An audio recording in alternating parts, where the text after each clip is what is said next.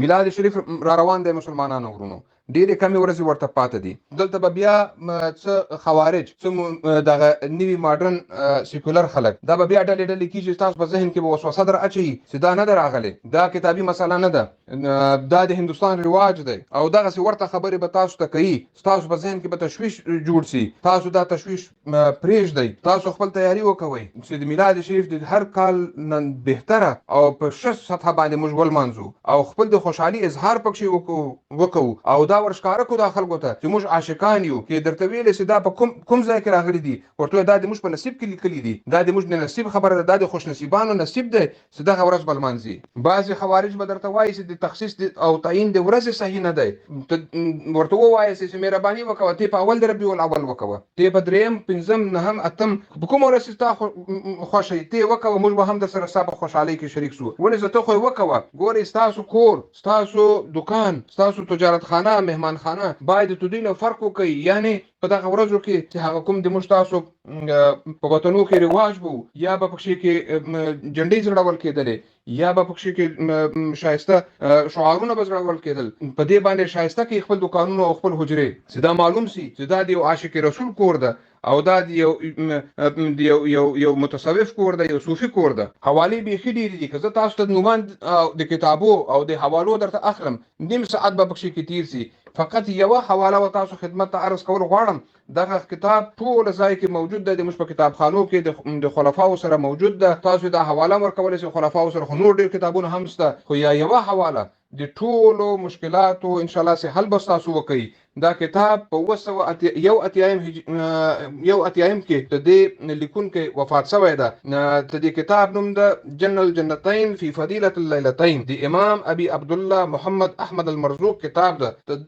دی مبارک په خپل تحقیق کې وایي چې دغه شپه د ډېرو شپو نه بهتره شپه ده، یعنی د ډېرو شپو نه بهتره شپه ده، دا باید ولمانځل سي. نو دا دوی لپاره کافي خبره ده چې تقریبا قریب 200 کاله مخکې یو غټ عالم په دې باره کې دغه تحقیق کړی ده، او هغه خو د حضرت امام سیوطي او د نورو ائمو بیخي ډېرې حوالې موجودې دي چې هغه به نیم ساعت نه به هم زیات ونیسي که زه تاسو د حوالې بیان کړم. که تاسو غواړئ مسلمانانو ورونو چې د یو سړي د عقیدې حال معلوم کړئ، نو ته د په مخکې د میلاد شریف بحث وکوئ. که ته د په تندي کې ګونجه پیدا شوله، په طبیعت کې کرختګي پیدا شوله او بهانې یې درته شروع کړې، پوه شئ چې د حالات صحیح نه دي، د عقیده خرابه شوې ده، نو د حضرت علی کرم الله وجهه الکریم نوم ورته واخلئ. که په تندي کې ګونجه پیدا شوله، طبیعت یې ګډوډ شو، پوه شئ چې دا خوارجو نه ده، دا ناصبي ده، دا عاشق نه ده.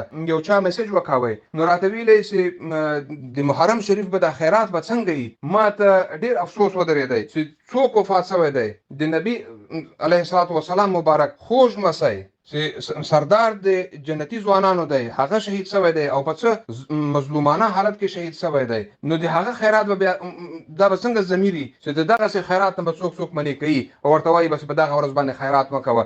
ډېر افسوس خبره ده چې نن د موږ په معاشرې کې داسې خلک هم شته چې د خیرات نه هم یو څوک منې کوي. تاسو کوشش وکوئ چې په دغسې ورځو کې په فقراو، په مسکینانو، په غریبانو، په کونډو، په یتیمانو، په همسایګانو باندې چې هر څومره وس کېږي تاسو وکوئ او خپل ځان د دوی سره دا فرق معلوم کړي. ستاسو او دوی څه فرق دی، یعنی ستاسو او د یو منکر څه فرق دی. زما خطاب خاص او خاص عام مسلمانان، اول عام مسلمانان او خاص او خاص بیا د قادری شریف مریدانو ته دی. الحمدلله چې موږ په قادری شریف کې غټ علما لرو، داسې علما په دنیا کې نشته لکه موږ تاسو لرو، او پر سر او پر مال درته ولاړ دي. تاسو خدمت به کوي په هر ولایت کې د موږ هغه خلیفه صاحبان تشریف لري. تاسو فقط خپل پروګرام ورسره جوړ کړئ. دغه زما پیغام چې د ولایتي سطح باندې چې د موږ کوم ګروپونه دي، د دارالافتا ګروپونه دي، د قرائت ګروپونه دي، یا د فیسبوک پر مخ باندې کوم غټ ګروپونه دي، په هغه کې نشر کوي چې خلک د اوس نه تیاری وکړي. علماو ته او خلیفه صاحبانو ته هدایت دی چې تاسو د عامو خلکو سره کښېنئ، د عامو خلکو سره خپل پروګرامونه منظم کړئ چې خلک د دې نه محرومه پاتې نه شي. خبردار اوسئ چې په دغه ورځ باندې چې تاسو په مسجد کې محفل وي، نور علما راټول کړئ، نور علماو سره دا خبره شریکه کړئ. دا په دې ضروري ده چې د موږ د محبت پیغام دا باید عام لاړ هر چا ته ورسیږي. باید موږ تاسو کرکه ورکه کړو، نفرت ورکو د دغه خلکو چې به خبره دي د هغه سر خلاص کو او هغه خلک چې په دغه حالاتو کې رالوي سوي دي چې هغه ته هیڅ معلومات نشته هغه ته د موږ معلومات ورسیږي د موږ پیغام ورسیږي دا بهترین وخت دی دا